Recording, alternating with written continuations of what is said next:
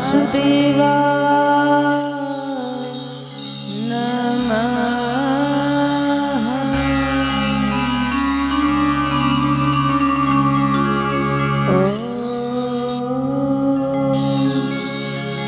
श्री गुरु चरण कमलभ्यो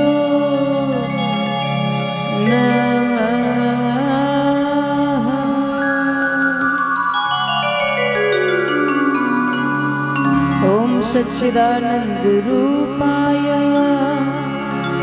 विश्वोत्पत्त्यादि हेतवे तापत्रय विनाशाय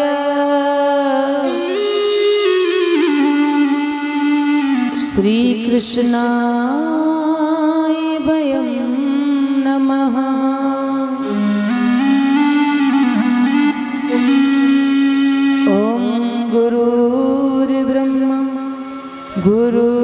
गुरुर्विष्णु गुरुर्देवो महेश्वरा गुरुर्साक्षात् परं ब्रह्म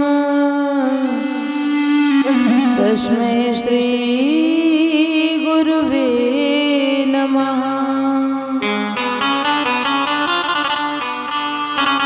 ओम सर्वमंगलमांगल्ये शिवे सर्वार्थ साधिके शरणे त्र्यंबके गौरी नारायणी नमोस्तुते। ओम या देवी सर्वभूतेषु शक्तिरूपेण संस्थिता नमस्तस्यै नमस्तस्यै नमस्तस्यै नमो नमः। ओम कर्पूरगौरं करुणावतारं संसारसारं भुजगेन्द्रहारं सदा वसन्तं हृदयारविन्दे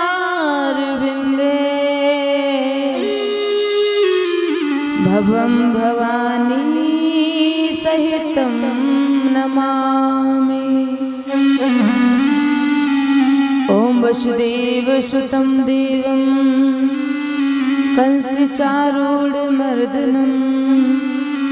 देवकी परमानन्दं कृष्णं वन्दे जगद्गुरु। कृष्णाय वासुदेवाय देवकी नन्दनाय च नन्दगोपकुमाराय गोविन्दाय नमो नमः।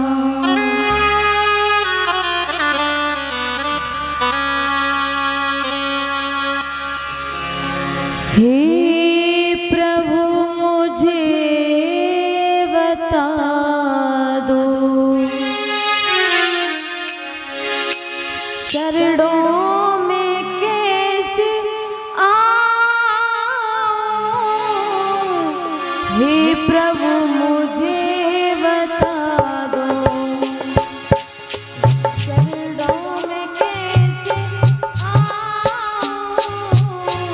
हे प्रभु मुझे बता दो, हे प्रभु मुझे बता दो चरणों में कैसे आऊं।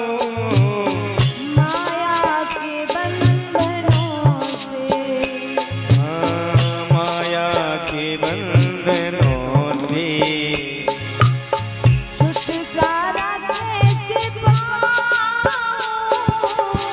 हे प्रभु मुझे बता दो। ओ हे प्रभु मुझे बता दो चरणों में कैसे आऊं।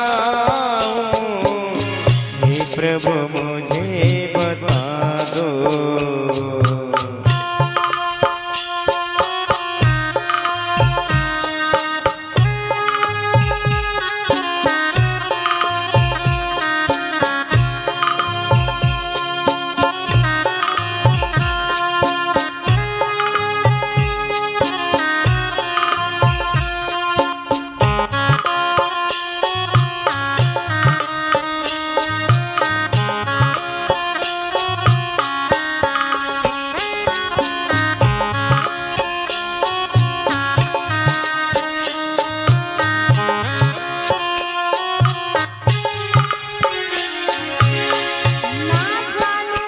कोई पूजन, अज्ञानी हूँ मैं भगवन। ना जानो कोई पूजन, अज्ञानी हूँ मैं भगवन। ना जानो कोई पूजन, अज्ञानी हूँ मैं भगवन। ना जानो कोई पूजन, अज्ञानी हूँ मैं भगवन। करना कृपा दयालु, करना कृपा दयालु, बंधन से छूट जाऊं। करना कृपा दयालु, बंधन से छूट जाऊं। हे प्रभु मुझे बता दो, हे प्रभु मुझे बता दो, चरणों में कैसे आऊं। हे प्रभु मुझे बता दो।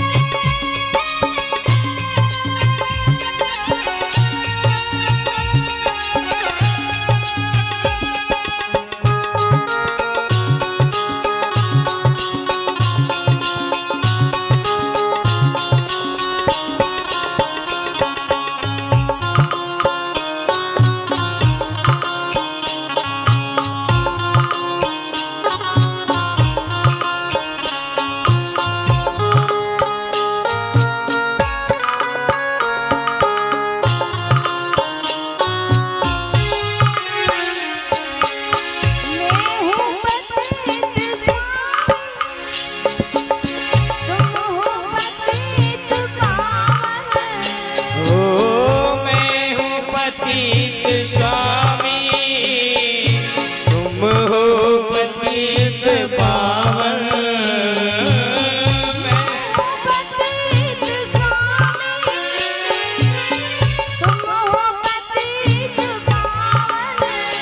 ओ मैं हूँ पतित स्वामी, स्वामी मैं हूँ पतित स्वामी, तुम हो पतित पावन।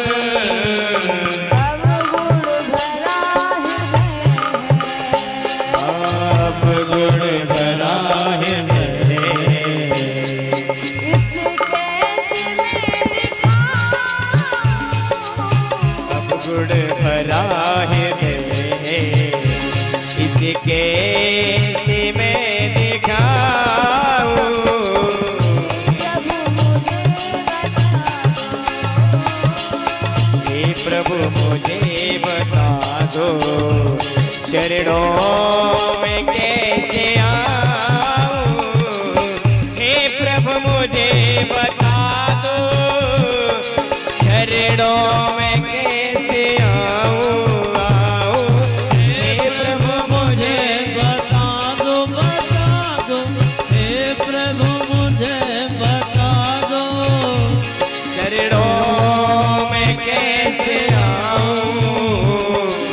माया के बंधनों से, माया के बंधनों छुटकार कैसे पाऊं। हे प्रभु मुझे बता दो, हाँ हे प्रभु मुझे बता दो।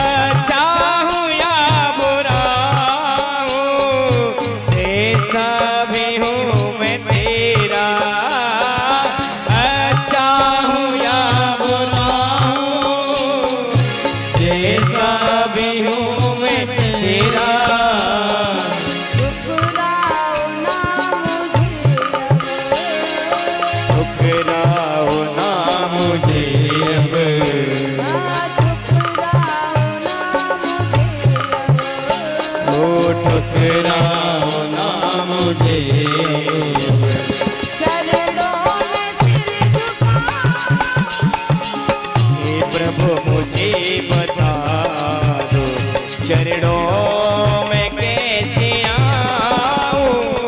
हे प्रभु मुझे बता दो, हे प्रभु मुझे बता दो चरणों में कैसे आऊं। हे प्रभु मुझे बता दो चरणों में कैसे आऊं। हे प्रभु मुझे बता दो, हे प्रभु मुझे बता दो चरणों में कैसे आऊं। चरणों में कैसे आऊं। माया के बंधनों में, हाँ माया के बंधनों में छुटकार कैसे पाऊं। हे प्रभु मुझे बता दो चरणों में कैसे आऊं। हे प्रभु मुझे बता दो चरणों में कैसे आऊं। हे प्रभु मुझे बता दो चरणों में कैसे आऊं। हे प्रभु मुझे बता दो चरणों में कैसे आऊं। हे प्रभु मुझे बता दो, ओ हे प्रभु मुझे बता दो, हाँ हे प्रभु मुझे बता दो, ओ हे प्रभु मुझे बता दो। आदरणीय श्रोतागण, आदर के योग्य बुजुर्ग, हम उम्र हमारी सभी बहनें, भूमि को पवित्र करने वाले शैतान सुया और सावित्री जैसी मेरी माताएं, सुदूर अंचल से आए हुए सभी महानुभाव, तत्प्रांत पंडाल में बैठे सभी भक्तजन, पूजनीय प्रातस्मरणीय वंदनीय मेरी इष्ट मां चामुंडा को मैं नमन करते हुए और मां शारदे की सुंदर छवि को अपने हृदय में बसाती हुई और राधा पद घनश्याम को सी झुकाती हुई इस व्यास गद्दी पर बैठकर वो आख्यान सुनाने के लिए जा रही हूँ, जो आख्यान श्री सुखदेव जी ने महाराज परीक्षित को श्रवण कराया था। श्री सुखदेव जी समझाते हैं, हे राजा, अब आप सुने भगवान कृष्ण की बाल लीलाएं। देखो राजा, भगवान की लीलाएं सुनते समय, उन पर विचार करते समय ये ध्यान रखना चाहिए कि भगवान का जो लीला धाम है, भगवान की जो लीला पात्र है, भगवान का जो लीला शरीर है वो प्राकृतिक नहीं है। भगवान में देह देही का भेद नहीं होता है। महाभारत में कुछ लिखा है, न भूत संग संस्थानो देवस्य परमात्मनः यो वेत्ति भौतिकम देहम कृष्णस्य परमात्मनः ससरस्माद् बहिष्कार्य स्रोत स्मार्त विधानतः सुखम तस्यावलोक्यापि सचैल स्नान माचरेति। बताया है परमात्मा का जो शरीर है वो हमारे तुम्हारे शरीर की तरह नहीं होता, भूत समुदाय से नहीं बना हुआ होता। और जो मनुष्य श्री कृष्ण को, उनके शरीर को भौतिक जानता है या मानता है तो उसका समस्त स्रोत स्मार्त कर्मों से बहिष्कार कर देना चाहिए, अर्थात उसका दर्शन करने पर सचैल वस्त्र सहित स्नान करना चाहिए और किसी भी शास्त्रीय कर्म में उसका कोई अधिकार नहीं है। श्रीमद् भागवत में ब्रह्मा जी ने जब प्रभु की स्तुति की थी तो उन्होंने स्तुति करके कहा, अश्यापि देव वयसो मदनुग्रहस्य स्वेच्छा मयस्य न भूत भयस्य को। ब्रह्मा जी ने स्तुति करते समय कहा था कि प्रभु आपका जो ये शरीर है ये भूत समुदाय से बना हुआ नहीं है, ये आपने स्वेच्छा में सच्चिदानंद स्वरूप प्रकट किया है। ये तुम्हारा शरीर ये पंचभौतिक शरीर नहीं है, तो इसी से स्पष्ट हो जाता है कि भगवान जब पृथ्वी पे आते हैं तो उनका सब कुछ अप्राकृतिक होता है। इसी प्रकार से भगवान ने जो ब्रज में माखन चोरी की लीलाएं की वो भी अप्राकृतिक हैं, दिव्य हैं। और अगर भगवान के नित्य परम धाम में अभिन्न रूप से नित्य निवास करने वाली नित्य सिद्धा गोपियों की दृष्टि से ना देख करके केवल साधारण सिद्धा गोपियों की दृष्टि से देखा जाए तो भी उनकी तपस्या इतनी अनन्य थी, उनका प्रेम इतना व्यापक था, उनकी लगन इतनी सच्ची थी कि भक्त वांछल कल्पतरु प्रेम रस में भगवान उनकी इच्छा अनुसार उन्हें सुख पहुंचाने के लिए माखन चोरी की लीलाएं करने लगे। क्षीर हरण लीला करके उनका रहा सहा व्यवधान का पर्दा उठा दें, क्षीर हरण करके रास लीला करके उनको दिव्य सुख पहुंचाएं, तो ये कोई बड़ी बात नहीं है। भगवान की नित्य सिद्धा चिदानंदमय गोपियों की अतिरिक्त बहुत सी ऐसी गोपियां थी जो अपनी महान साधना के फलस्वरूप भगवान की मुक्त वांछित सेवा करने के लिए गोपियों के रूप में अवतीर्ण होकर के आई। उनमें कुछ पूर्व जन्म की देव कन्याएं थी, कुछ श्रुतियां थी, कुछ तपस्वी ऋषि थे और कुछ अन्य भक्त थे जिनकी कथाएं विभिन्न पुराणों में मिलती है।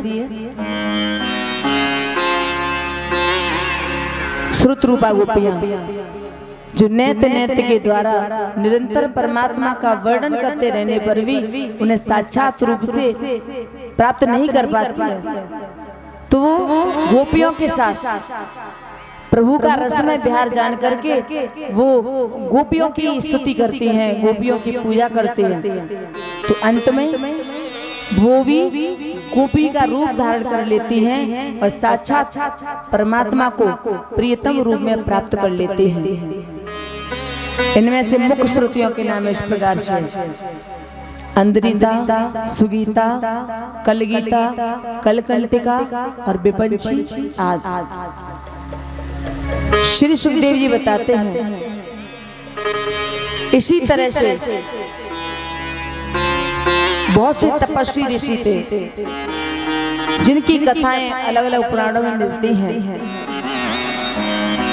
मिथिला की गोपियां, कौशल की गोपियां, रमा बैकुंठ की गोपियां, श्वेतद्वीप की गोपियां, इनके अलग अलग युग थे जो गोपी रूप में अवतीर्ण होकर के आए और इनका एक ही उद्देश्य था कि परमात्मा कृष्ण को अपने पति के रूप में प्राप्त करना। बहुत से ऐसे ऋषियों का वर्णन है जिन्होंने बड़ी कठिन तपस्या करने के बाद कई कल्पों के बाद गोपी रूप को प्राप्त किया। उनमें से कुछ के नाम इस प्रकार से हैं: उग्र तपा ऋषि, सत्य तपा मुनि, हरदाम ऋषि, जावल ऋषि और सुचिश्रपा। ये सभी ऋषि ब्रज में गोपी बन करके आए और तब इन्हें मेरे गोविंद का स्पर्श हुआ। अब ज्यादा न कह करके हम प्रवेश करते हैं भगवान की कथाओं में। कल सुना आपने कि भगवान का जन्म मथुरा में हुआ और वसुदेव जी ने उन्हें नंदगांव में पहुंचा दिया, गोकुल में पहुंचा दिया। तो अभी हम कथा में प्रवेश करेंगे, उससे पहले बड़े भाव से मीठी मीठी तालों के साथ में भगवान का संकीर्तन बोलेंगे, फिर सुनेंगे भगवान की रश्मि कथा। बड़े भाव से बोलेंगे कि गोविंद गोविंद गाइए रे मन, राधे गोपाल कृष्ण गाइए रे। गोविंद गोविंद गाइए रे मन, राधे कृष्ण गाइए। गोविंद गोविंद गाइए रे मन, राधे गोपाल कृष्ण गाइए रे। गोविंद गोविंद गाइए रे मन,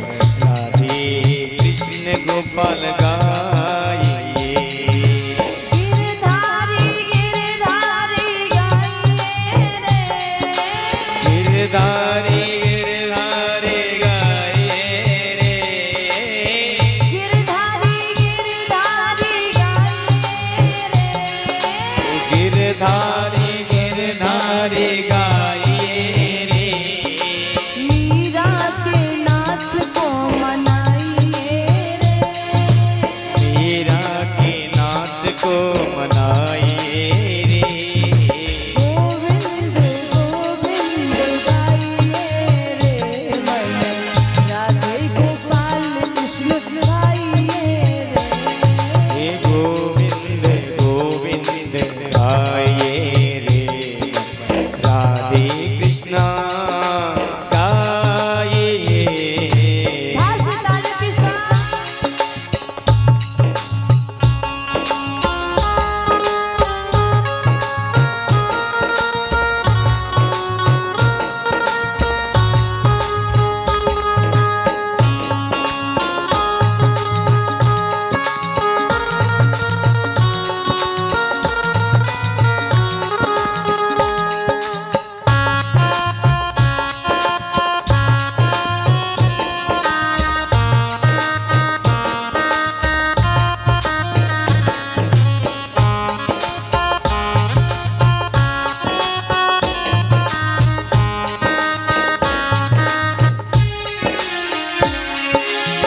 बनवारी बनवारी गाइए रे, ओ बनवारी बनवारी गाइए रे, बनवारी बनवारी गाइए रे, हाँ बनवारी बनवारी गाइए रे, नरसिंह के नाथ को मनाइए रे, हे नरसिंह के नाथ को मनाइए रे, बनवारी बनवारी गाइए रे, बनवारी बनवारी गाइए रे, नरसिंह के नाथ को मनाइए रे, नरसिंह के नाथ को मनाइए रे, गोविंद गोविंद गाइए रे, मन राधे गोपाल कृष्ण गाइए रे, ओ गोविंद गोविंद गाइए रे, राधे कृष्ण गोपाल गाइए। भास ताल के साथ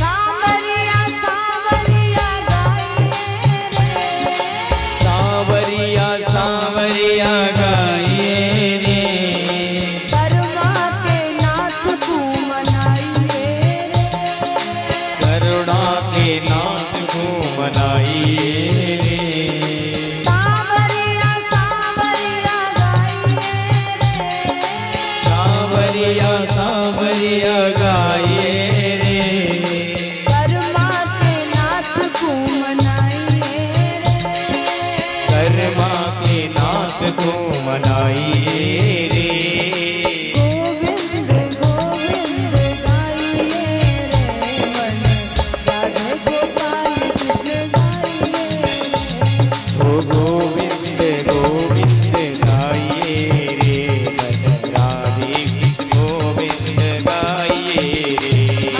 गोविंद गोविंद गाइए रे, मन राधे गोपाल कृष्ण गाइए रे,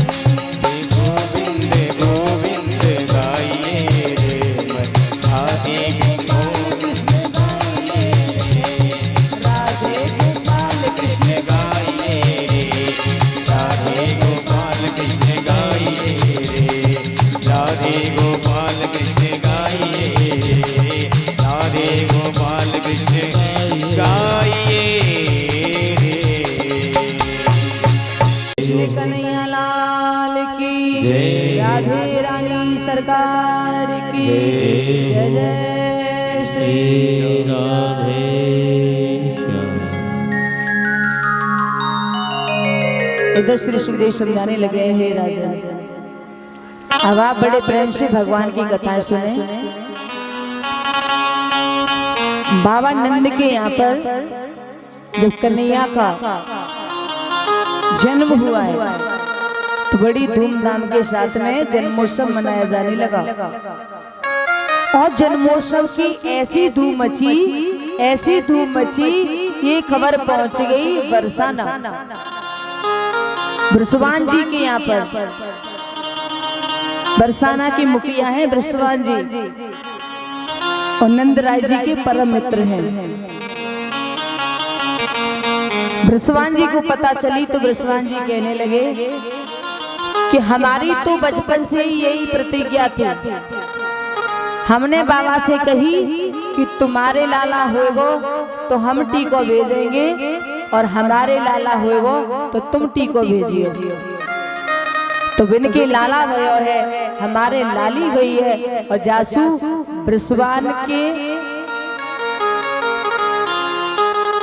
यहाँ से और नंद के लाला के लिए टीको आने लगो है। और भैया टीको जानते हो आप लोग? टीको कहते हैं सगाई से।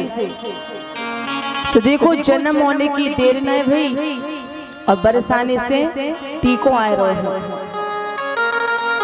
बरसाने की गोपियां सज धज करके आई हैं, बड़े सुंदर सुंदर वस्त्र पहन करके आई हैं, नृत्य करती हुई आई हैं। अब इन गोपियों को देखो ब्रजवासियों ने पूछने लगे, भैया ये क्यों आई हैं, ये क्यों आई हैं? तो एक बुजुर्ग व्यक्ति ने बताया, अरे तो नहीं मालूम लाला के ताई टीको आयो है।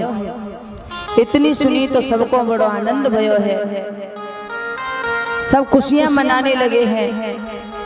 एक ब्रजवासी ने एक बड़ी सी परात ले ली हाथ में और बामे बनाए 500 ग्राम के माखन की लोना, मिश्री पीस के मिला ली और एक दूसरे के मुंह पर गोला फेंकने लगे। नंद के आनंद भयो जय कन्हैया लाल की, बड़े भाव से गा रहे हैं, नाच रहे हैं। बड़ी भीड़ एकत्रित हो गई। भगवान की कृपा से वहां पे एक बुढ़िया मैया आ गई, 95 साल की। और वो बुढ़िया मैया बिना दांत वाली मैया है। भीड़ में आकर के खड़ी हो गई और पूछने लगी, लाला जी का है रो है, लाला जी का है रो है। तो भैया जब मुंह में दांत नहीं होते तो बात करो तो थोड़ा समय लग जाता है। बड़े बूढ़े जब बात करते हैं दांत ना हो तब देखो 95 साल की वो अम्मा कहने लगी, लाला जी कहाँ है रहे हो? और जब जैसे कही जी कहाँ है रहे हो, मुंह खोलो। और उसी समय ग्वाला ने माखन को लोला ऐसा फेंको कि सीधो बुढ़िया मैया के मुंह में जाकर के गिरो। बुढ़िया मैया के मुंह में माखन पहुंच गए हो। बुढ़िया मैया ने बड़े प्यार से अपना मुंह चाटे। फिर पूछो, लाला जी कहाँ है रहे हो? एक सगान ने कही, तेरो मुंह मीठो है गयो के ना? बुढ़िया ने कही, हाँ मुंह तो मीठो है गयो, पर जी है गा रहे हो? सखा ने बताया, मैया तो ना पतो नंद के लाला भयो है। जब जी सुनी कि नंद के लाला भयो है, बुढ़िया मैया कहने लगी, हे भगवान ऐसे लाला तो रोज ही हो करें। श्री सुखदेव समझाने लगे, हे राजा बरसाना की गोपियां बधाई देने आई हैं, बधाई दे रही हैं यशोदा मैया को। बड़ी संख्या में आई है। बरसाने की गोपियों ने भी नाच गा करके भगवान का जन्मोत्सव मनाया। यशोदा के लाला को बहुत बहुत आशीर्वाद दो। सभी ब्रजवासी नाच रहे हैं, सभी बड़े प्रसन्न हैं। और यहाँ पर सुखदेव जी महाराज बताते हैं, नंदस्त्वात्मजम् उत्पन्ने जाता हलादो महामना आहु विप्रान वेद ज्ञान स्नातः शुचिर्लंकृतः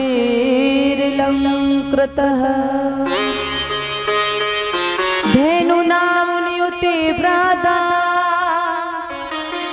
विप्रेभ्य समलंकृते तिलादीन सप्तरत्नोध्यसा कौम्भावराव्रता। नंद जी के घर आत्मजा हुआ है और इसलिए नंद जी आज महान मन वाले बने गए। बड़े बड़े वेदज्ञ ब्राह्मणों को बुलाया है और बड़ी धूमधाम से लाला को जन्मोत्सव मनायो। नंद बाबा ने लाला के जन्म की खुशी में 2 लाख गायों को दान किया, 7 तिल के पहाड़ बनवाए हैं और स्वर्ण पे मंडित करके उनको दान किया है। क्योंकि भैया ये प्रभु का प्राकट्योत्सव है, इसे आनंद के साथ मनाना चाहिए। देखो संसार के जो बेटे होते हैं उनका जन्मदिन मनाना इतना जरूरी नहीं है, लेकिन गोविंद का जन्मदिन नित्य अपने घर पे मनाओ। इधर तो भैया खुशी मनाई जा रही है जन्मोत्सव में, और इधर राजा कंस ने आपातकालीन एक सभा बुलाई और सभा बुला करके अपने सैनिकों से कहा कि मेरे शत्रु कृष्ण ने जन्म ले लिया है और मैं नहीं चाहता कि बड़ा होकर के वो मेरा वध करे, इसलिए उसकी मृत्यु होनी चाहिए, वो मरना चाहिए, ऐसा मन में विचार आया। अब क्या करना चाहिए? तो कंस के सैनिक बोले, महाराज हम कहाँ ढूंढेंगे आपके शत्रु को, हम तो बस इतना ही कह सकते हैं कि 84 कोस का जो ब्रज है, उस ब्रज में जितने भी गांव हैं उन गांव में हम घर घर भेष बदल करके जाएंगे और जितने बच्चों ने महीने भर में जन्म लिया है उनको मार देंगे, और महीने भर में जो जन्म लेने वाले हैं उनको भी मार देंगे, तो शायद आपका शत्रु मारा जाए। कंस कहने लगा, ठीक है ये ठीक रहेगा, लेकिन तुम्हें घुसने कौन देगा अपने घरों में? तो राक्षस कहने लगे हम भेष बदल बदल के जाएंगे। उसी समय वहां पूतना आ जाती है। पूतना कहने लगी मैं जाऊंगी, आप चिंता मत करो। कंस ने कहा तुम जाओगी, लेकिन तुम्हें घर में कौन घुस जाने देगा? तुम्हारा ये काला काला चेहरा लोग देखेंगे तो अपने घरों में कैसे घुसने देंगे? पूतना ने कहा इसकी आप चिंता मत करो, मैं बढ़िया सा श्रृंगार बना के जाऊंगी और इतना बढ़िया श्रृंगार करूंगी कि अभी आपको काली नजर आ रही हूं, मैं गोरी हो जाऊंगी।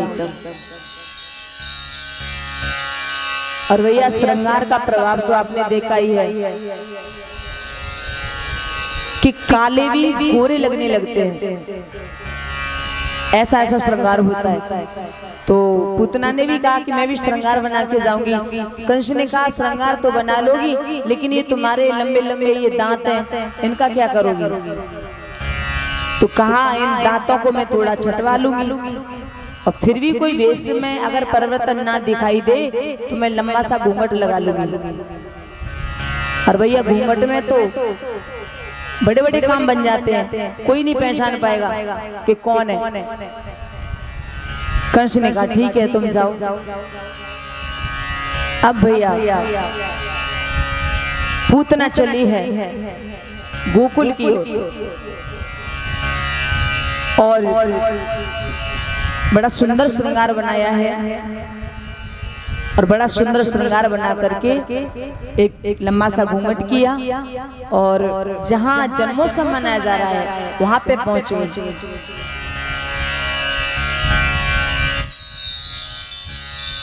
जब पूतना ने जन्मोत्सव में प्रवेश किया तो सभी ब्रजवासी उसकी ओर देखने लगे।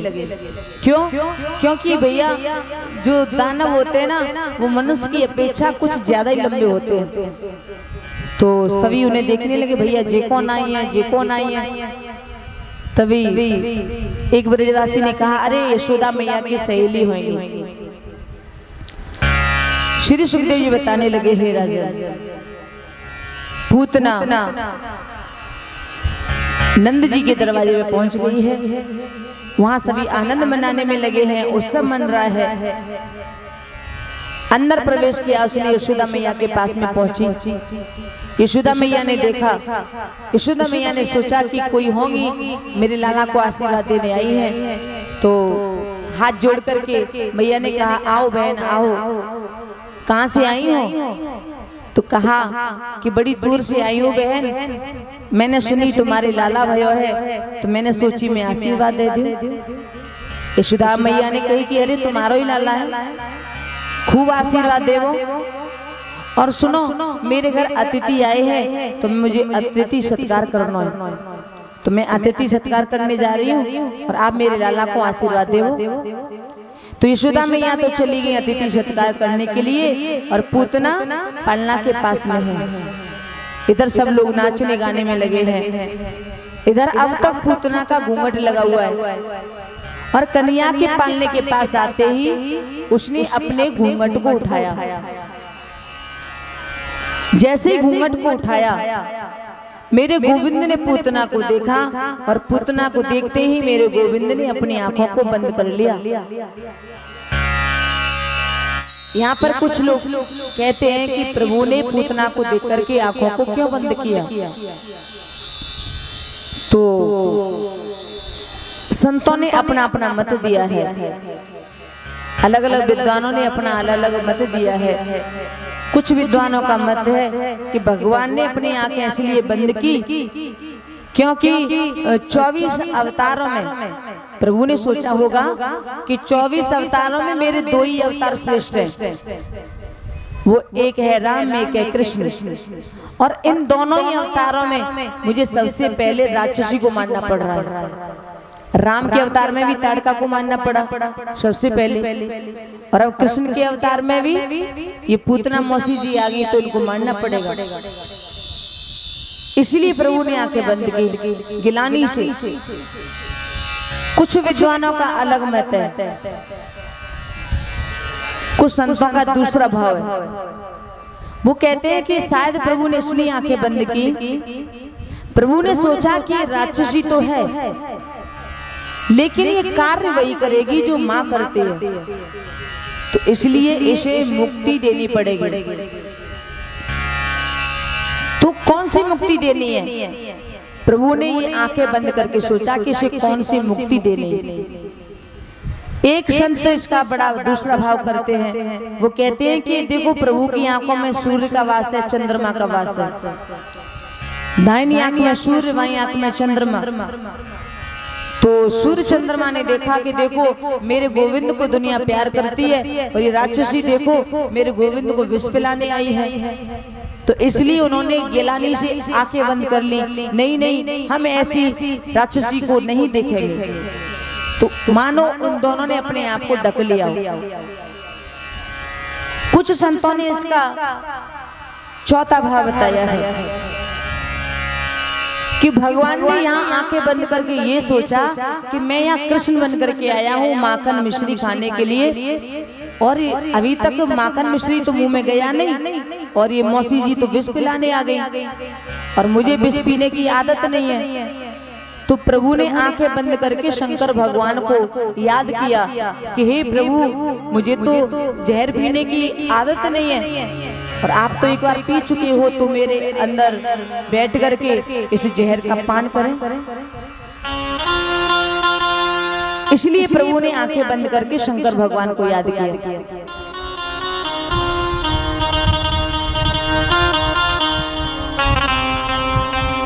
अलग अलग संतों ने अलग अलग भाव कहे हैं। इसके और भी कई भाव हैं। कुछ संतों का ये भी भाव है कि भगवान ने आंखें बंद करके ये सोचा कि मेरे चक्कर में पता नहीं कितने ब्रज के बच्चे मारे गए, तो उन बच्चों को मुझे मुक्ति देनी पड़ेगी। तो इसलिए आंखें बंद करके प्रभु ने उन जीवात्माओं का स्मरण किया। तो सभी के अलग अलग मत हैं।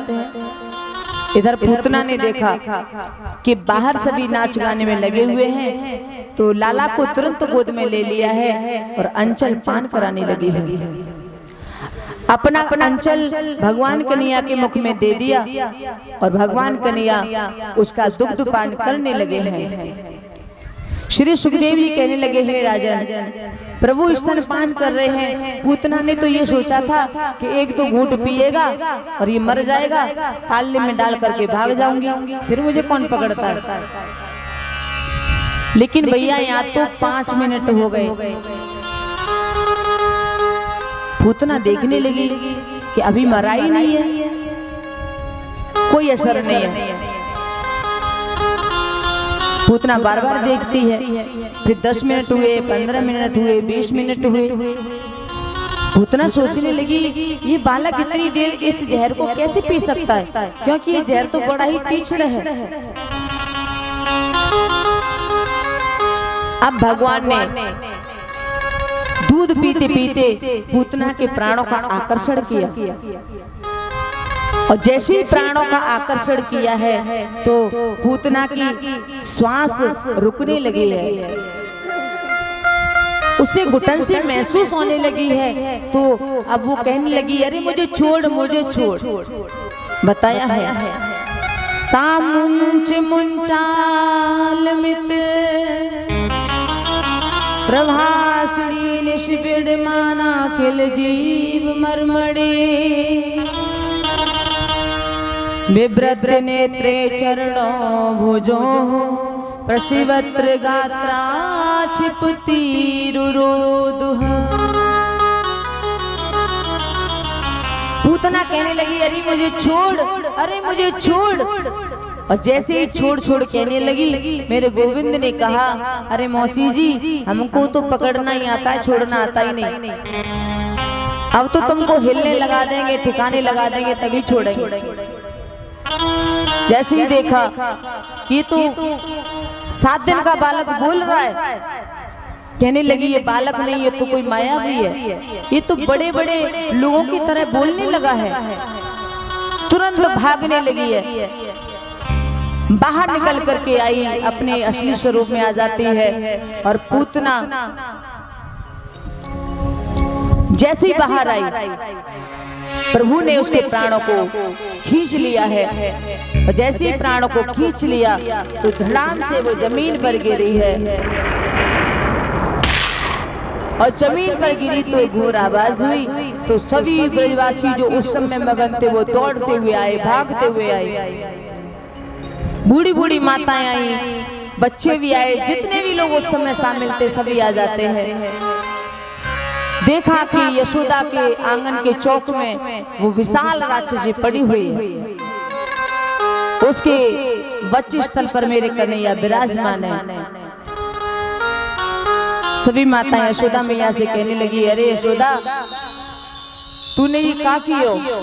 अरे एक राक्षसी की गोद में अपने लाला को दे दे।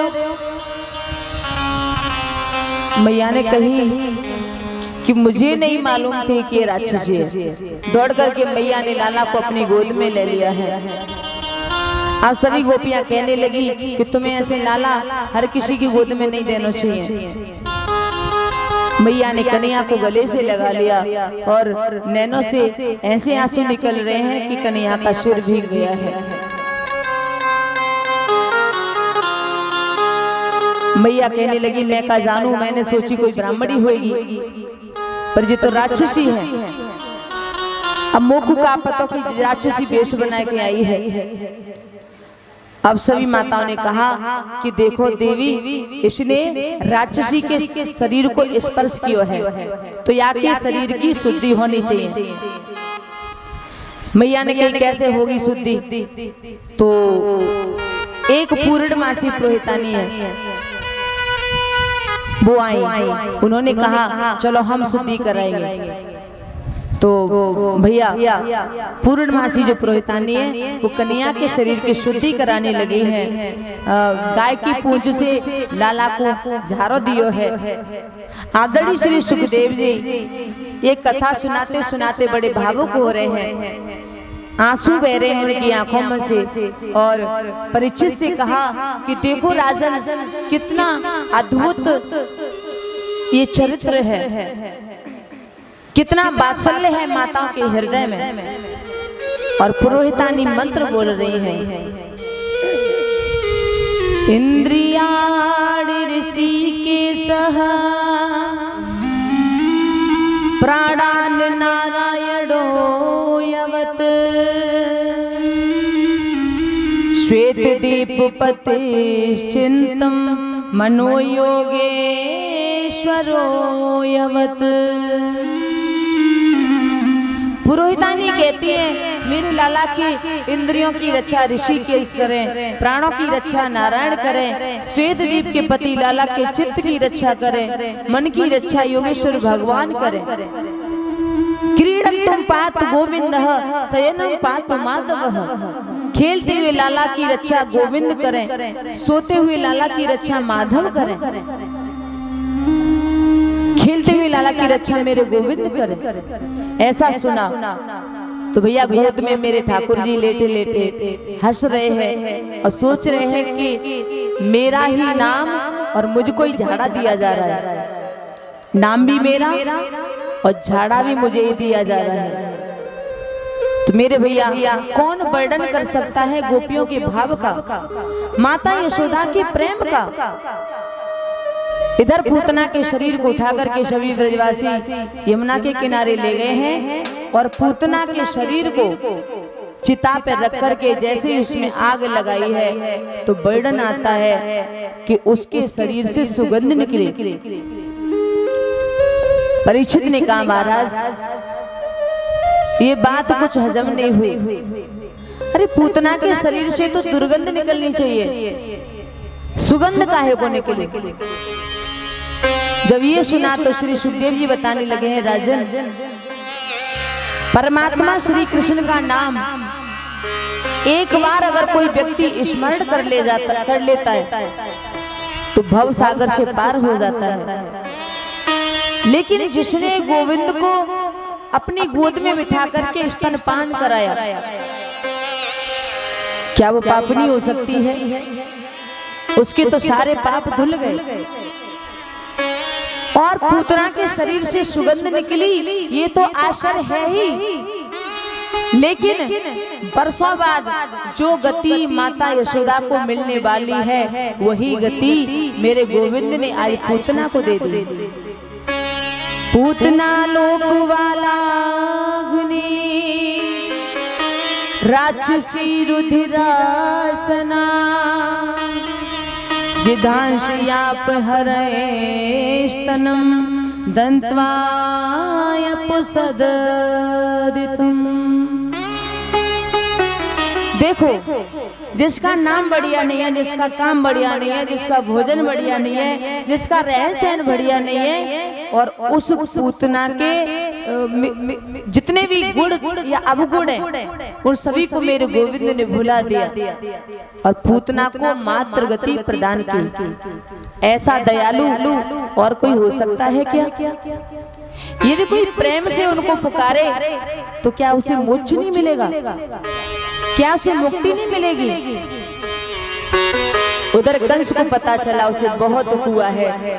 फिर कंस ने सक्तासुर को भेजा तो भगवान ने उसका भी उद्धार किया है। बोली वृंदावन बिहारी लाल की जय। अब कन्हैया हो गए हैं 6 महीने के। तो भोले बाबा ने विचार किया कि मेरे प्रभु 6 महीने के हो गए और मुझे भी दर्शन करने के लिए जाना चाहिए। कितनी प्यारी प्यारी बाल लीलाएं कर रहे हैं हमारे प्रभु। तो भोले बाबा प्रभु का दर्शन करने के लिए वृंदावन में गोकुल में आने लगे हैं। तो भोले बाबा कितना भी वेश बदले पर एक दो सर्प तो उनके आसपास रहते ही हैं। तो महाराज ज्योतिषी बन करके आए और नंद राय जी के द्वार पे आकर के उन्होंने अलग जगा दिया। जब अलग जगाया तो मैया यशोदा बिच्छा लेकर के बाहर आई हैं और कहने लगी महाराज लो बिच्छा ले लो। भोले बाबा ने कहा मैया हम तो योगी हैं, हमको ये तुम्हारी बिच्छा नहीं चाहिए। मैया ने कही तो क्या चाहिए? भोले बाबा ने कहा कि हम बड़ी अभिलाषा लेके आए हैं, बड़ी दूर से आए हैं, मैया अपने लाला के दर्शन करवाए दो। आज मेरे मन में आ गई और गुरुजी ने भी कही सो अपने लाला के दर्शन करवाए दो।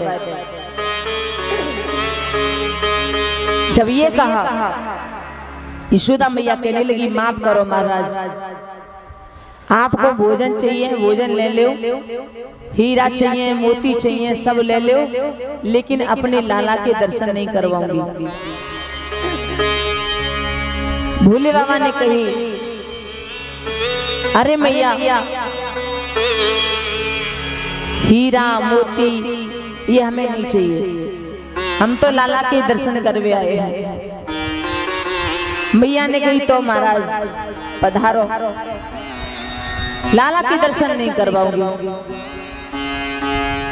तुम्हारे गले में ये सर्प पड़े हैं, बिच्छू लटक रहे हैं और मेरा लाला देखेगा तो डर जाएगा। भोले बाबा कहने लगे मैया मेरे गले में तो एक ही सर्प है और तुम्हारा लाला है ना 1000 फन वाला जो शेषनाग है उसकी सैया पर सोता है, वो कोई साधारण नहीं है। यशोदा मैया कहने लगी माफ करो महाराज तुम गलत जगह पे आ गए। मेरा लाला तो चित्र में उस सर्प देखे तो मेरी गोदी में चढ़ जाए, मैं लाला के दर्शन नहीं कराऊंगी। महाराज मो बूढ़ी को डर लग रहे हो है तो मेरा लाला तो इतना छोटा सा है, मैं दर्शन नहीं करवाऊंगी। भोले बाबा कहने लगे मैया पर हमारे गुरु को आदेश है जब तक तुम्हारे लाला के दर्शन नहीं करेंगे वापस नहीं जाएंगे। हम आज ही तेरे दरवाजे पे धूनी रमा लेंगे और बार बार कहता हूँ मैया लाला के दर्शन करवा दे, तेरा लाला नहीं डरेगा। एक बार मैया कहने लगी माफ करो महाराज मैं नहीं कराऊंगी। भोले बाबा कहने लगे मैया अभी तेने योगी की हट नहीं देखी है, अभी हम अच्छी तरह से कह रहे हैं और अगर हम हट करके बैठ गए तुम्हारे दरवाजे पर समाधि लगा करके तो फिर तुम्हें दर्शन कराने पड़ेंगे। मैया तू नहीं मानेगी तो मैं 12 वर्ष तक यहीं बैठा रहूंगा इसी दरवाजे पर, बिना लाला के दर्शन के नहीं जाऊंगा। मैया कहने लगी बाबा तेने योगी हट देखी है, अभी त्रिया हट नहीं देखी। बैठो रहे तू जा दरवाजे पे, मेरे घर में 15 दरवाजे और हैं, मैं उन्हें खोल लूंगी और वहीं से अपने लाला को बाहर निकालूंगी और अंदर लाऊंगी, लेकिन तो दर्शन नहीं करवाऊंगी। बाबा कहने लगे तो मैया हम चले जाएं। यशोदा मैया कहने लगी मैं कैसे कह दूं, भोजन पाओ जो चाहिए सो ले जाओ, पर लाला के दर्शन नहीं करवाऊंगी। बड़ी कोशिश की भोले बाबा ने, लेकिन यशोदा मैया तो भैया अपनी हट बैठी हुई है। अब भोले बाबा वहां से चलने लगे। ठीक है मैया हम चले जाएं, प्रेम से पधारो महाराज। अब भोले बाबा वहां से चलने लगे हैं। तभी मेरे गोपाल ने देखा कि मेरे भोलेनाथ तो ऐसे ही लौट के जा रहे हैं, मैया हट करके बैठ गई है तो कुछ करना चाहिए। उसी समय मेरे गोपाल बड़ी जोर जोर से रोने लगे, बड़ी जोर जोर से रोने लगे।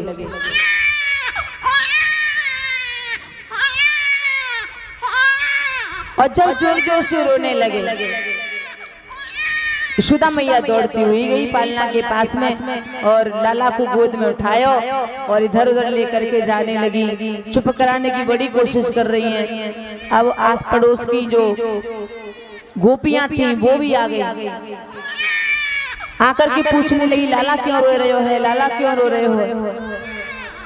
मैया कहने लगी पता ना है, एक बाबा आयो और लाला के दर्शन की बात कह रहे हो और मैंने दर्शन नहीं कराए, वो चलो गयो तब से रोवे ही रो गए, रोवे ही रो गए। गोपी कहने लगी कहीं वो बाबा कोई जादू टोना तो नहीं कर गए हो। यशोदा मैया कहने लगी पता ना है। तो एक गोपी कहने लगी चलो भाई बाबा को लेके आए। अब श्री सुखदेव समझाने लगे हैं राजा। अब गोपी दौड़ती हुई गई और भोले बाबा गांव से बाहर निकल के जा रहे हैं। दौड़ती हुई आवाज लगाई अरे बाबा रुक जाओ, बाबा रुक जाओ। भोले बाबा रुक गए। गोपी ने कहा कि प्रभु आप लौट करके वापस चलो यशोदा मैया के घर में और लाला की नजर उतारनी है। भोले बाबा ने कही कि पहले अपनी माँ से पूछ लो दर्शन करावेगी कि नहीं। गोपी ने कही महाराज खूब प्रेम से दर्शन पाओ पर आप लौट के वापस चलो। अब भोले बाबा वापस लौट करके आए हैं यशोदा मैया के महल में। तो यशोदा मैया लाला को बाहर लेकर के आई हैं और अब श्याम की और भोले बाबा की दोनों की आंखें चार हुई हैं। दोनों एक दूसरे को देखने लगे हैं और देखते ही रह गए। रोना बंद कर दिया है मेरे ठाकुर जी ने। और जब रोना बंद कर दिया तो यशोदा मैया सोचने लगी हे भगवान जा बाबा में तो बड़ो ही जादू है, मेरे लाला को देखो ही है बस। और लाला ने रोना बंद कर दियो। यशोदा मैया कहने लगी बाबा कोई ऐसी कृपा कर जाओ कि मेरा लाला कबू नहीं रोवे। भोले बाबा ने कहा कि उसके लिए तुम्हें इस लाला को मेरी गोद में देना पड़ेगा और मैं वचन देता हूं कि जीवन पर्यंत कभी नहीं रोएगा। यशोदा मैया ने कन्हैया को गोद में दिया है। तो ठाकुर जी को गोद में लेकर के आनंद विभोर हो गए हैं भोले बाबा। श्री सुखदेव समझाने लगे हे राजन भोले बाबा की आंखों से प्रेमाश्रु बरसने लगे हैं। ये देखा तो यशोदा मैया सोचने लगी कि बाबा कितना अच्छा है कि मेरे लाला को रोनो अपने ऊपर ले ले। फिर कही बाबा मेरे लाला को आशीर्वाद दो। भोले बाबा ने आशीर्वाद दियो। कहा मैया तेरे लाला कभी नहीं रोवेगो। श्री सुखदेव समझाने लगे हे राजन आज भोले बाबा भगवान कृष्ण के दर्शन करने के बाद वहां से वापस कैलाश लौट जाते हैं। बोले शंकर भगवान की जय हो। इधर श्री सुखदेव समझाने लगे हैं हे राजा इधर तो गोकुल में भगवान की छोटी छोटी लीला चल रही है। भगवान अभी छोटे हैं तो उनकी लीला चल रही है। इधर वसुदेव जी गर्गाचार्य जी के पास जाते हैं और गर्गाचार्य जी से कहते हैं कि महाराज आप एक बार गोकुल में चले जाओ और वहां पे एक मेरा बेटा है वो 1 साल का हो गया है और एक अभी छोटा है, तो आप उन दोनों के नामकरण करके आओ क्योंकि अभी तक उनका नामकरण नहीं हुआ है। तभी गर्गाचार्य जी वहां से चले हैं और गोकुल गांव में आते हैं। और जब गोकुल में आए गर्गाचार्य जी नंदराय जी को पता चली तो नंदराय जी दौड़ते हुए गए हैं गर्गाचार्य जी के पास, उन्हें प्रणाम किया। कहा महाराज आप हमारे घर चलिए और आपका आना कैसे हुआ ये बताओ।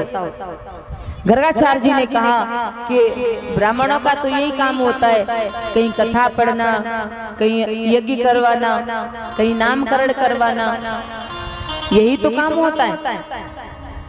तभी नंदराय जी को याद आ गया। नंदराय जी ने कहा हाँ मेरे घर में भी 2 लाला हैं, चलो आप उनके नामकरण कर दो। गर्गाचार्य जी ने कहा नहीं महाराज, मैं तुम्हारे बेटों के नामकरण नहीं कर सकता। क्यों महाराज? तो गर्गाचार्य जी कहते हैं यदुना महिमाचार्यः ख्यातश भुव सर्वतः सुतं मया संस्कृतं ते मन्यते देवकी सुतम। गर्गाचार्य जी ने कहा कि नंदराय जी, मैं यदुवंश का आचार्य हूं, परंतु मैं वसुदेव का पुरोहित हूं। वसुदेव के घर में पंडिताई करता हूं। और आपको मालूम होगा कि कंस के मन में यह शंका बैठ गई है कि देवकी का 8वां जो बालक है वो हो न हो, तुम्हारा जो पुत्र है वो इसी को मानता है। वो सोचता है कि देवकी की 8वीं संतान कन्या तो नहीं हो सकती, पर इसीलिए वो कृष्ण को अपना काल समझता है। तो अगर मैंने इसका नामकरण किया तो उसके मन की जो शंका है वो हकीकत में बदल जाएगी, इसलिए आप रहने दीजिए। नंदराय जी ने कहा कि महाराज, हम किसी को पता ही नहीं चलने देंगे, तो कंस को कैसे पता चल जाएगा? गर्गाचार्य जी ने कहा नहीं नंदराय जी, तुम तो जो भी काम करते हो बड़ा उत्सव मनाते हो। आपने जन्मोत्सव मनाया तो पूतना आ गई, 6 महीने का उत्सव मनाया तो सकटासुर आ गया, और आप ये नामकरण भी उत्सव के साथ मनाओगे तो कंस को तो पता चल ही जाएगा। नंदराय जी ने कहा नहीं महाराज, हम किसी को नहीं बताएंगे, आप हमारी गौशाला में आ जाइए और वहीं पे हम हमारे बेटे का नामकरण कर दीजिए। जब ये सुना तो गर्गाचार्य जी ने कहा ठीक है, ये ठीक रहेगा। श्री सुखदेव जी बताने लगे, हे राजन, गर्गाचार्य जी गौशाला में पहुंच जाते हैं। इधर नंदराय जी यशोदा मैया के पास गए और कहा कि चलो गर्गाचार्य जी आ गए हैं और उनसे नामकरण करवाना है।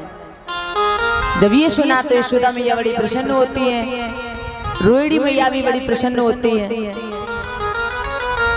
अब यशोदा मैया जब चलने लगी तो यशोदा मैया कहने लगी रोहिणी से कि दीदी देख ले, गर्गाचार्य जी के बारे में बहुत कुछ सुना है, बड़े अच्छे विद्वान हैं, लेकिन आज हम उनकी परीक्षा करके देखते हैं कि वो कैसे विद्वान है। तो इसीलिए यशोदा मैया ने अदला बदली कर दी, बलराम जी को अपनी गोद में ले लिया और भगवान कृष्ण को रोहिणी मैया की गोद में दे दिया। कहा अब चलो। अब दोनों माताएं आई हैं, गर्गाचार्य जी के सामने प्रणाम किया है और बैठ गई हैं। रोहिणी मैया की गोद में बैठे हैं हमारे ठाकुर जी, तो यशोदा मैया की गोद में है बलराम जी। अब भगवान कृष्ण को जैसे ही गर्गाचार्य जी ने देखा तो देखते देखते उनकी समाधि लग गई। देखो, आए थे नामकरण करने के लिए, लेकिन कन्या की झांकी को देख करके अपना ही नाम भूल गए कि मैं कौन हूँ। कन्या को देख करके गर्ग जी की बड़ी विचित्र समाधि लग गई। देखो, एक होती है ध्यान समाधि और दूसरी होती है त्राटक समाधि। ध्यान समाधि उसे कहते हैं जिसमें हमारी आंखें बंद हो जाएं, सांस चलती रहे, ये होती है ध्यान समाधि। और त्राटक समाधि कौन सी होती है? आंखें भी खुली रह जाएं, मुंह भी खुला रह जाए, श्वास भी बंद हो जाए। गर्गाचार्य जी ने जैसे ही गोविंद को देखा तो यही समाधि लग गई उनकी आंखें खुली रह गई, मुंह भी खुला रह गया, श्वास भी बंद हो गई। जैसे यशोदा मैया ने देखा कि महाराज जी को क्या हुआ, यशोदा मैया आवाज लगाने लगी, महाराज महाराज, अरे पधार गए क्या? लेकिन कोई आवाज नहीं आई। बार बार आवाज लगाने की कोशिश की लेकिन कोई असर नहीं है। मैया ने उनके मुंह के आगे अपना हाथ घुमाया लेकिन कोई असर नहीं है। फिर बाबा का हाथ पकड़ के उन्हें हिलाया।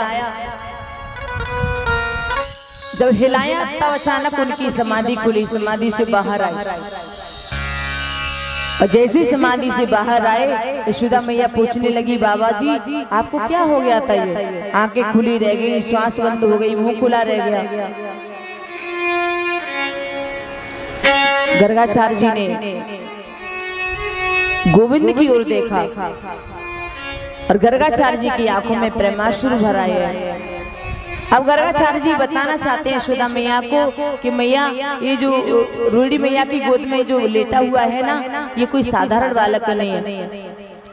गर्गाचार्य जी कहने लगे, मैया ये जो बालक है ना रोहिणी मैया की गोद में, ये तो साक्षात, वो बताना चाहते हैं कि साक्षात परमात्मा है। लेकिन मेरी गोविंद ने अपनी आंखों में इशारा करके कह दिया कि नहीं बाबा, ये सब नहीं बताना है, क्योंकि आप जानते हो अगर आपने बता दिया कि मैं भगवान हूं तो भगवान की पूजा कैसे की जाती है आपको पता है? अलमारी में बिठा देंगे और 4 चिनौरी सुबह 4 चिनौरी शाम को भोग लगा देंगे। इसलिए बेटा बनने में फायदा है, भगवान बनने में कोई फायदा नहीं है। तो आप अभी रहने दीजिए। जैसे ही ठाकुर जी ने मना किया तो गर्गाचार्य जी ने बात को पलट दिया, कहा कि ये आपका जो बालक है ना, ये साक्षात गुणों का खजाना है। मैं इसी के मस्तिष्क की लंबा जो रेखा है वो देख रहा था। यशोदा मैया ने कहा, बड़ी लंबी रेखा देखी महाराज। श्री सुखदेव जी बताने लगे, हे राजन अब यशोदा मैया कहने लगी कि मैं बड़ी हूँ, मेरे लाला को नामकरण पहले करो। तो गर्ग जी ने आज यहाँ पर नामकरण करना शुरू किया है। श्री सुखदेव जी बताते हैं, अयम हि रोहिणी पुत्रो रमयन सुहृदो गुणे आख्यास्यते राम इत बालाधिक्यादिवलम विधु। गर्गाचार्य जी ने बताया, यशोदा मैया तुम्हारी गोद में जो बैठा है ना, ये तुम्हारा पुत्र नहीं है, ये रोहिणी मैया का पुत्र है। जैसे ये सुना तो यशोदा मैया बड़ी प्रसन्न हुई, हीरे की अंगूठी उतारी, गर्गाचार्य जी के चरणों में रख दी। रोहिणी मैया से कहा कि बहन ये तो सच्चे ज्योतिषी हैं, कोई खड़िया पलटन नहीं है। बड़ी प्रसन्न होते हैं।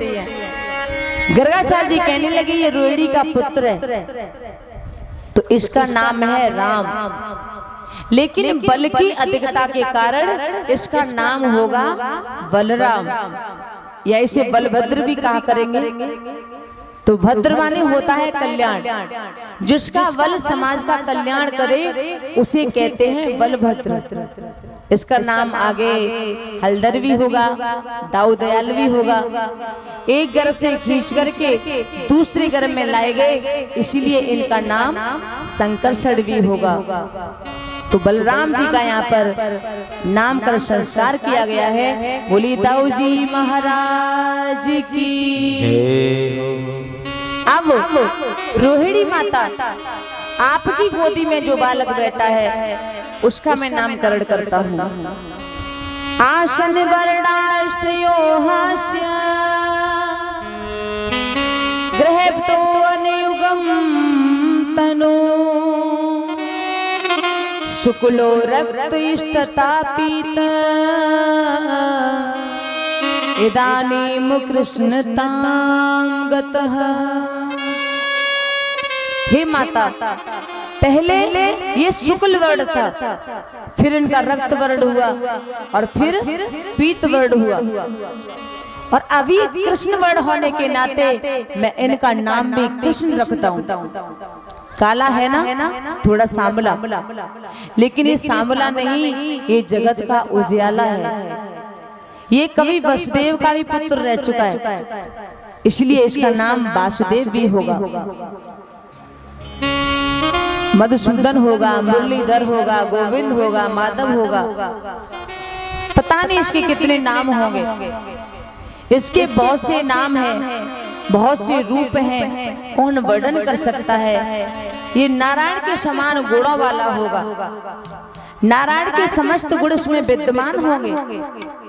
मैया कहने लगी महाराज अरे दक्षिणा कम पड़ रही हो तो और ले लो, पर इधर उधर की बातें मत बताओ, बस ये बताओ मेरो लाला पराक्रमी कितना होएगा। मैया ने जब ऐसा कहा तो गर्गाचार्य जी कहने लगे कि मैया तुम्हारे भाव को मैं नमस्कार करता हूँ। तभी मैया ने गर्ग जी को बहुत सा स्वर दान में दिया है और भगवान कृष्ण के नाम संस्कार हुआ है। बोली कृष्ण कन्हैया लाल की जय हो। जो भक्ति अनुष्ठान 3 दिन से चल रहा था वो आज पूर्ण हो गया है और गर्गाचार्य जी आशीर्वाद दे के वहां से चले जाते हैं। बोली वृंदावन बिहारी लाल की। पुत्रों का नामकरण हो गया है और माताएं बड़ी प्रसन्न होती हैं। इधर भगवान कन्हैया की अब लीला प्रारंभ हो गई है। एक दिन बाबा नंद यमुना में स्नान करने के बाद वापस आए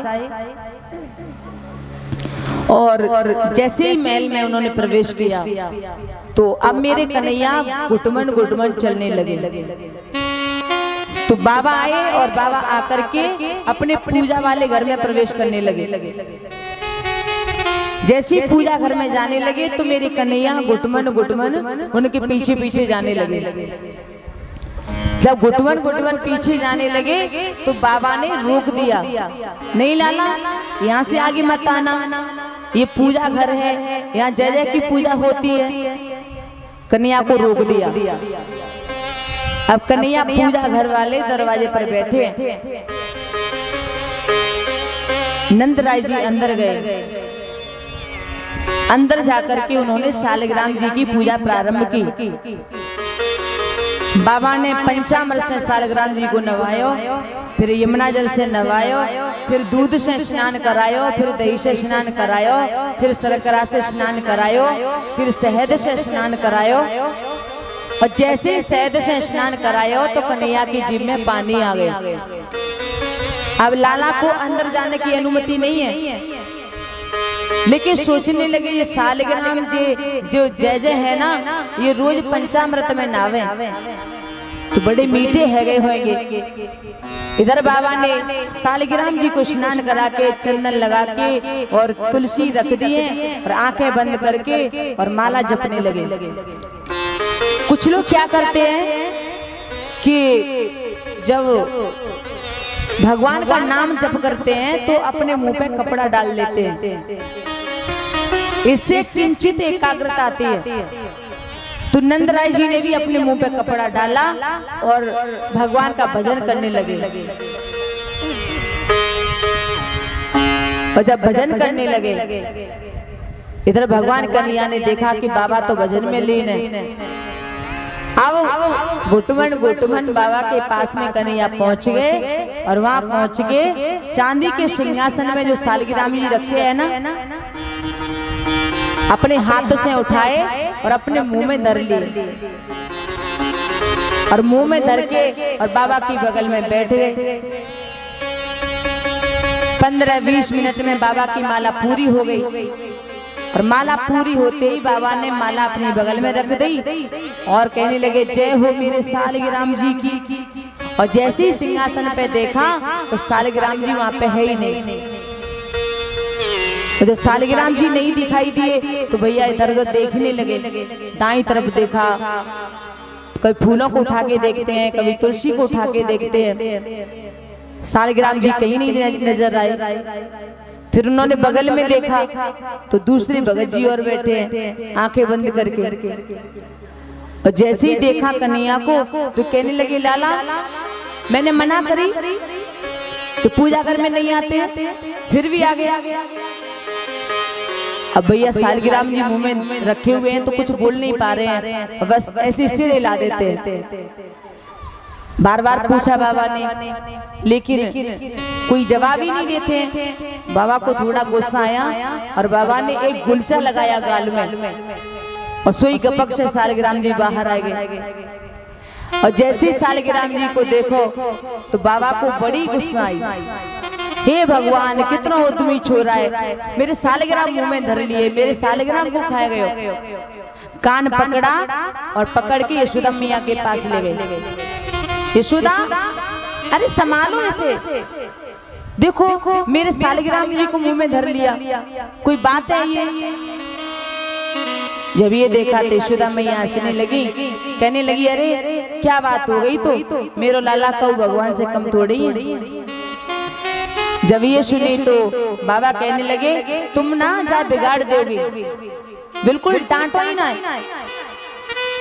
मैया ने लाला को गोद में बिठा लिया और बोली, लाला तूने सालग्राम जी मुंह में धर लिए? मैया बड़े प्यार से पूछ रही है। और इधर बाबा ने गाय के गोबर से चौका लगायो, यमुना को छींटा लगायो और सालग्राम जी की प्रायश्चित पूजा करने लगे। प्रभु क्षमा करियो, छोटो सो लाला है, कछु नहीं जाने, और यही लिए वाले मुंह में धर लिए, क्षमा कीजिए महाराज, क्षमा कीजिए। बार बार क्षमा याचना कर रहे हैं। इधर मैया कन्हैया को घर में अंदर ले गई, कहने लगी, चौरे लाला तूने बाबा के घर से भगवान मुंह में क्यों धर लिए? कन्हैया बोले, मैया वो जय जय है ना, वो रोज रोज घी में नावे, शहद में नावे, मैंने सोची मीठे है गए होंगे तो मैंने मुंह में धर लिए। मैया ने कही, ऐसी गलती अब मत करियो, नहीं तो कान पक जावे। देखो ऐसा ऐसा खेल करते हैं मेरे गोपाल। बोली बाल कृष्ण लाल की।